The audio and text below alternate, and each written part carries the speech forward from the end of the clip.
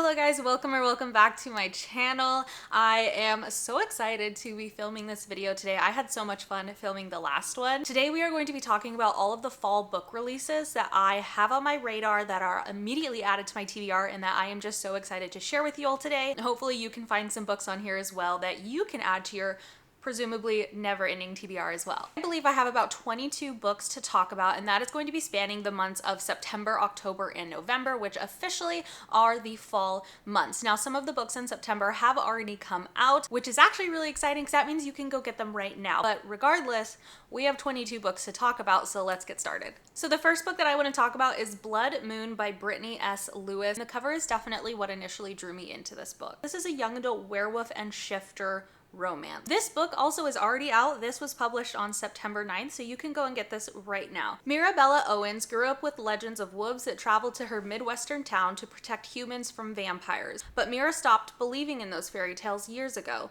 She stopped believing in a lot of things after her mom left without a trace when she was only 13. As Mira begins her freshman year at Lakeland University, she's ready to leave the past behind. Only the past isn't finished with her yet. Strange animal attacks are occurring around campus, reopening cold cases tied to her mother's disappearance. And the only person who seems to know anything is Julian Santos, the boy who is hell-bent on getting Mira to leave campus for reasons she can't begin to understand.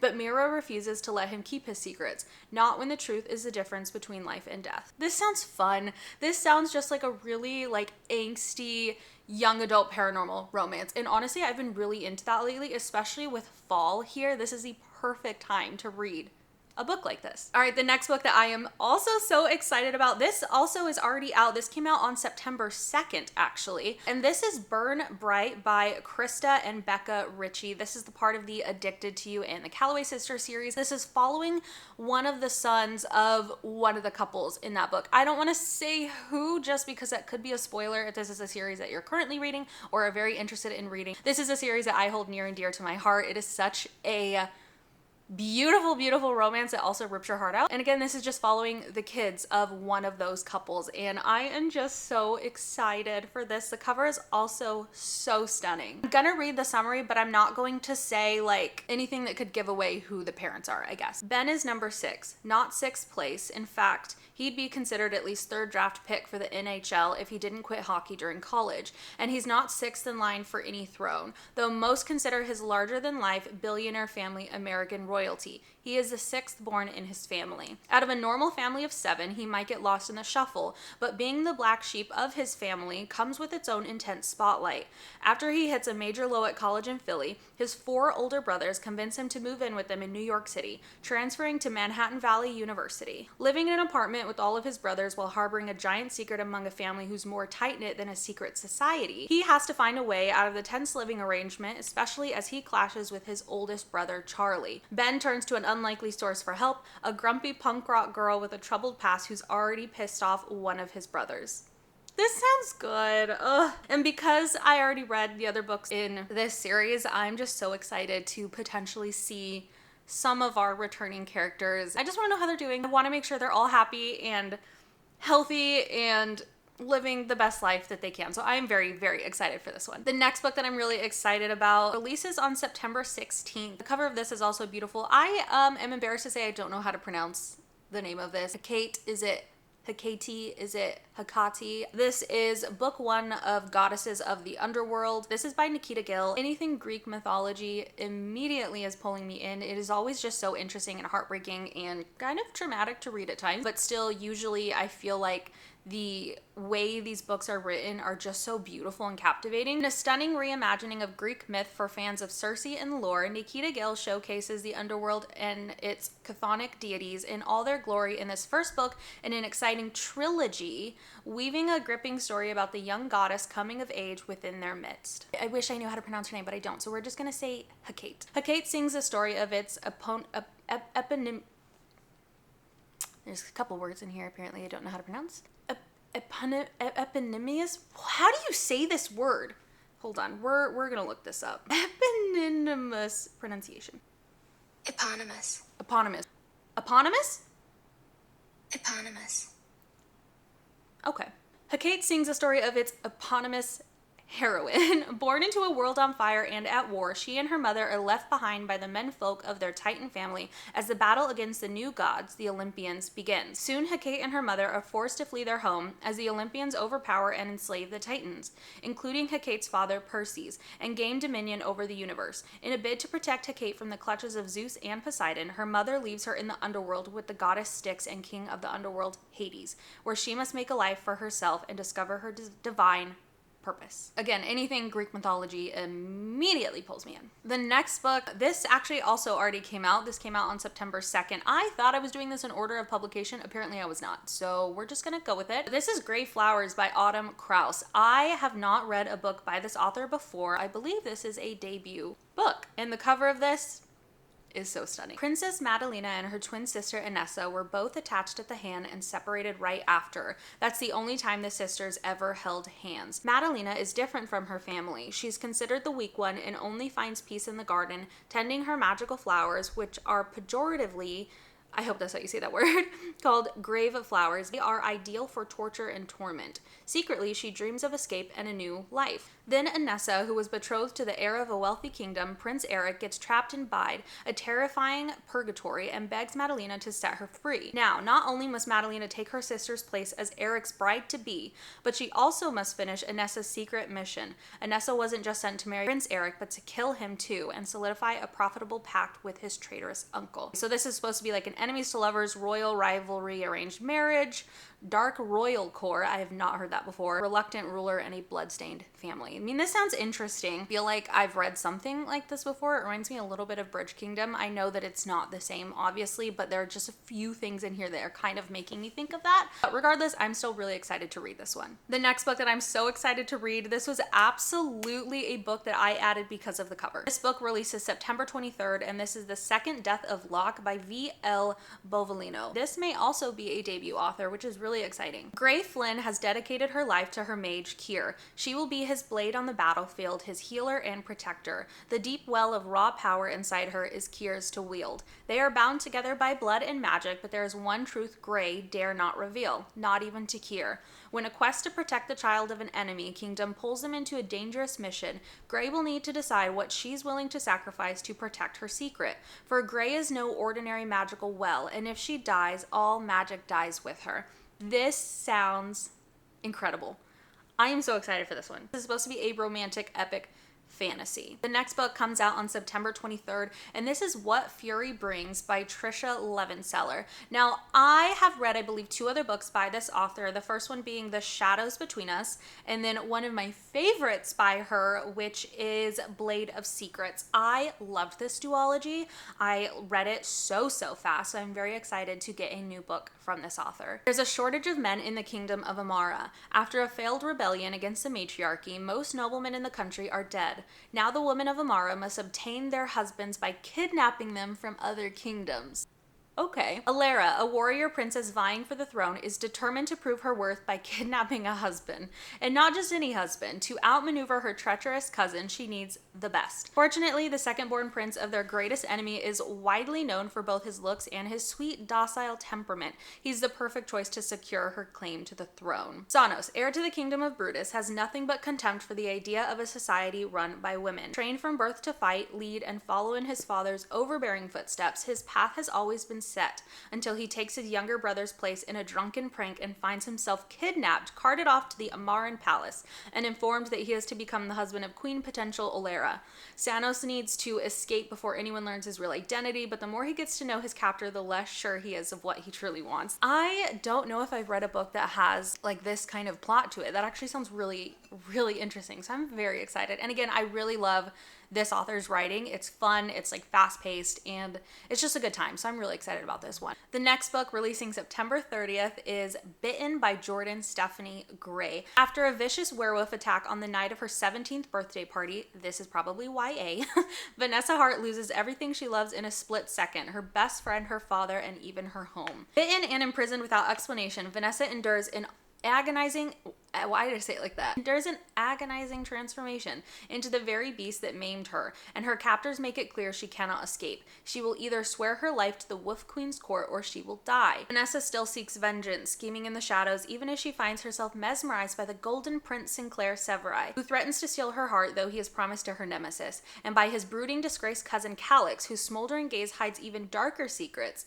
Immersed in the magic of their whimsical yet cruel society, Vanessa soon learns not all is as it seems. Okay, immediately I want her to be with Calix. The next book coming out on October 7th, so we are now in October, is Savage Blooms by S.T. Gibson. I read A Dowry of Blood and An Education in Malice, and I loved that. The writing is very poetic and lyrical and dark. For as long as Adam can remember, the legends passed down from his world-traveling grandfather have called him to a crumbling manor in the Highlands. His closest friend Nicola longs for the same adventure, as well as for Adam himself. She'll follow him just about anywhere, even to the remote wilds of Scotland, if it pushes the pair to surrender to their shared attraction. But when a storm strikes and strands them unexpectedly, Adam and Nicola find themselves at the mercy of the eccentric owner of the infamous house, Eileen, as well as her brooding groundskeeper, Finley. Trapped by the weather and bound by ancient fairy magic, Nicola and Adam get more than they bargained for as they become entangled in Eileen and Finley's world of mind games, deceit, and forbidden desire. As ancestral sins are unearthed,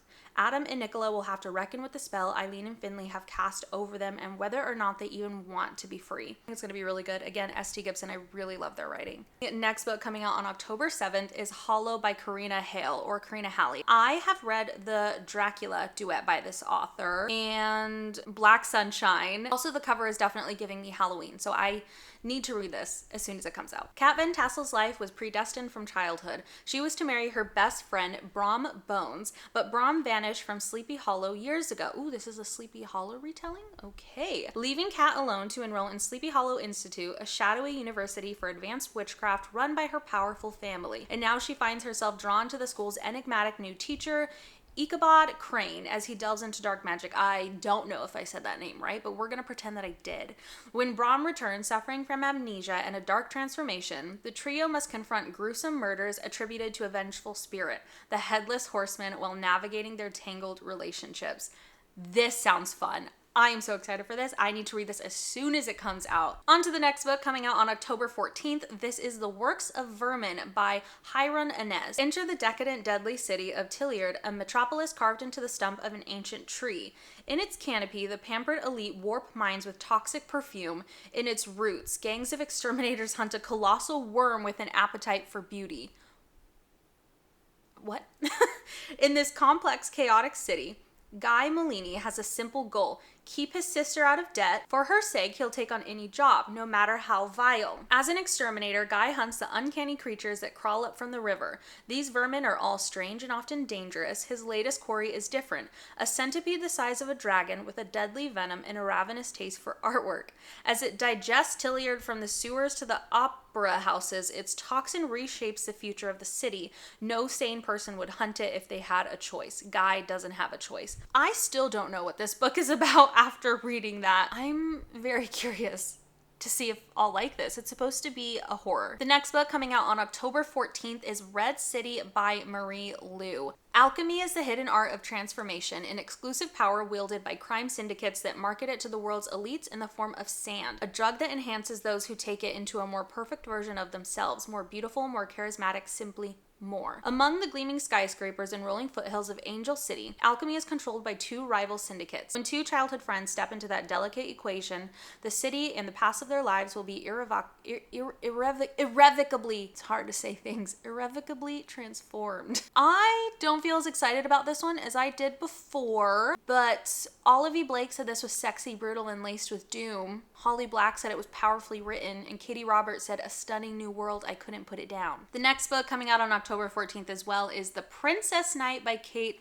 Jacobs. The cover of this is so cute. I love the art style on this and just kind of like the framing on the book. It's so pretty. A princess desperate to win back the prince who broke her heart follows him to his kingdom's prestigious military academy, and in doing so falls in love, saves the realm and continues to look fabulous in this delightful debut fantasy. Love is a battlefield, and unfortunately for them all, a very real war is looming on the horizon. It's a fight that will threaten all their kingdoms and test all their hearts. The actual summary is pretty long, so that's all I'm going to read about this one, but I'm excited. Next is Our Vicious Oaths by N.E. Davenport, coming out on October 28th, and oh my gosh, I just realized the author of this wrote The Blood Trials. Loved the first book. I actually read it twice.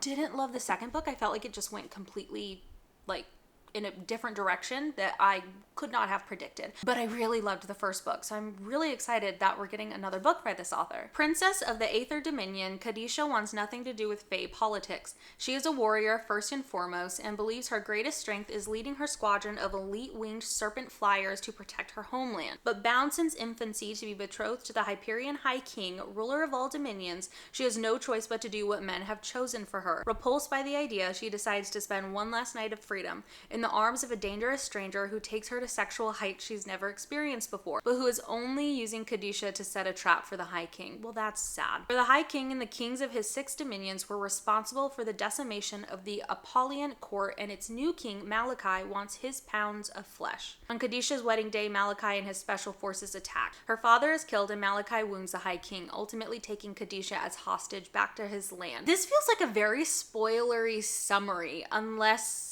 this all happens in like the first 2 chapters, but this feels very spoilery. So I'm not gonna read any more. It sounds like it's gonna be kind of dark. I believe The Blood Trials actually was pretty dark too, so it fits. I am excited to read this. I think it sounds interesting. The next book, coming out on October 28th, initially drew me in because of the cover. This is by Kimberly Bay. This is The Changeling Queen. In medieval Scotland, pregnant Janet rescues her lover Tam Lin from being sacrificed by the Wild Hunt, but the callous fairy queen is not finished with them yet. Over the span of a single night, the queen and Janet spar over Tam Lin's fate. The queen aims to win, knowing how fickle mortals can be. Long before she was royalty, she was simply Bess, the changeling daughter of a midwife. Born with magical and mortal blood, Bess feared there was no true place for her on either side of the veil. She found refuge in the arms of the charming Thomas Shepherd, the bastard son of a local noble. While villagers viewed her as a scandal, Bess's cunning knowledge and secret dark gifts attracted the attention of the elf Lord Amadon. I don't know how to say that. Where her heart warred against her destiny, she fought to keep both, but at what cost? So this is supposed to be inspired by Scotland's famous Ballad of Tam Lin, supposed to be mystical folklore and a tragic romance. The next book, coming out on October 28th, is A Curse of Shadows and Ice by Katerina Mora. I've read a couple books by this author, actually. The Windsor series, which is like a mafia romance, and then the Off Limits series. I read like the first book in that, and I enjoyed them, so I'm interested to see how she's going to write a fantasy. Princess Arabella of Althea is left no choice when Felix Osiris, the Shadow Emperor, threatens to overthrow her country unless she agrees to marry him. When she learns his empire is cursed and she's destined to set them free, they come to an agreement. Help him minimize the curse's effects on his people and he'll let her go. As Felix teaches Arabella how to control her forbidden and volatile magic, her feelings for him turn from hatred to passion, and she realizes that she must break the curse or she'll lose him forever. It seems like a very vague summary. I feel like with this author's writing, I don't feel like there's a lot of depth to her books. It's usually just kind of like a entertaining read. I am interested, but I don't have the highest of hopes. Now onto the books coming out in November. This one is really exciting. This comes out on November 4th, and this is A Dark Forgetting by Kristen Cicerelli. Now this is the author of a book that we all know and love, A Heartless Hunter or the Crimson Moth duology. Yes. She's coming out with another book, and I'm so excited. No matter how far she runs, the forest always comes for Emmeline Lark, haunting her with its mysterious disappearances and its tales of fey magic. When her grandfather goes missing, Emmeline is forced to venture into the woods to save him. There, Hawthorne Fell, a handsome and brooding tithe collector, brutally tries to dissuade her from searching, even as a magnetic spark ignites between them. Undeterred, Emmeline enters the court of the fabled Wood King and makes a deal, her voice for her grandfather's freedom. Little does she know she stumbled into a curse that threatens the very existence of this eerie world she's now trapped in. To survive, she'll need to team up with the fiery yet secretive Hawthorne. If she fails, she'll lose everything she holds dear. Oh. Okay, so this just says this was originally published in hardcover as Edgewood. So this must just be a republished book. I've never heard of Edgewood. Okay, well, I'm super excited. The next book coming out on November 4th is Son of the Morning by Quakey Emezi. Tender-hearted Gaylili was raised by the Kincaids, a formidable clan of black women sequestered deep in the weeping willows and dark rushing creeks of their land. Gaylili has always known that she's different, that there is an old and unknowable secret around her very existence. It has been a hollow ache inside her since her childhood, something she assumes she will always have to live with. Until she meets Lucifer Hillel. He's fronting as the head of security for her wealthy friend Oriaku's family, protecting a mysterious ancient artifact, but from the moment she lays eyes on him, Gayle knows he's not human. From her first incendiary touch, Lucifer knows something even Gayle herself doesn't, that she isn't human either.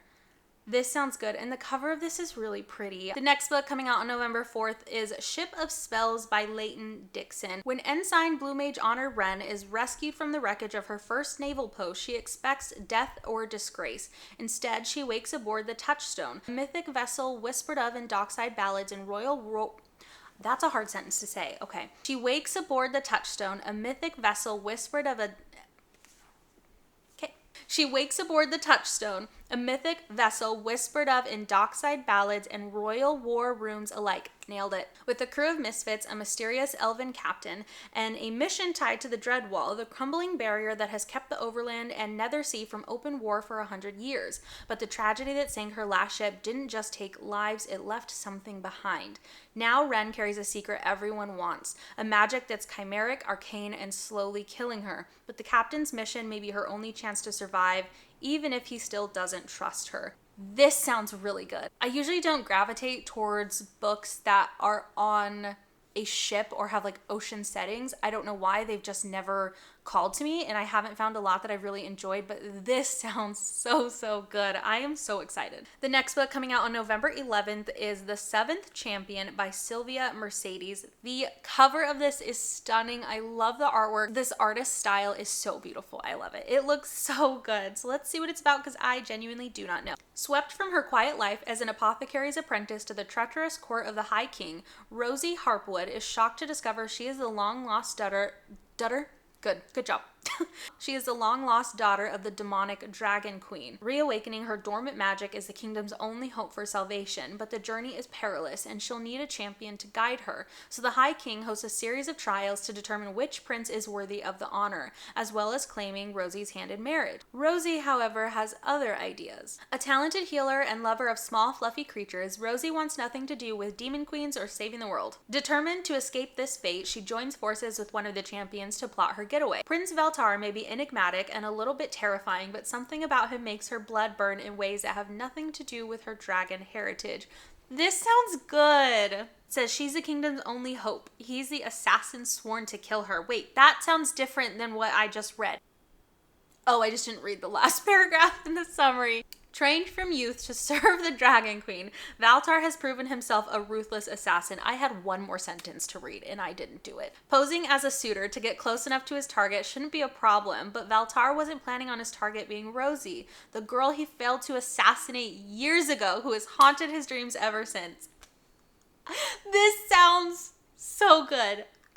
Okay, I'm excited for this one. The next book, oh my gosh, I'm excited for it because this is another Medusa book. This comes out November 18th. This is I, Medusa by Ayana Gray. And if there is a Medusa book, I am reading that book because I love her. Medi has spent her whole life as a footnote in someone else's story, out of place next to her beautiful immortal sisters and her parents, both gods, albeit minor ones. She dreams of leaving her family's island for a life of adventure. So when she catches the eye of the goddess Athena, who invites her to train as an esteemed priestess in her temple, Medi leaps at the chance to see the world beyond her home. In the colorful market streets of Athens and the clandestine chambers of the temple, Medi flourishes in her role as Athena's favored acolyte, getting her first taste of purpose and power. But when she is noticed by another Olympian, Poseidon, "You don't have any friends. Nobody likes you."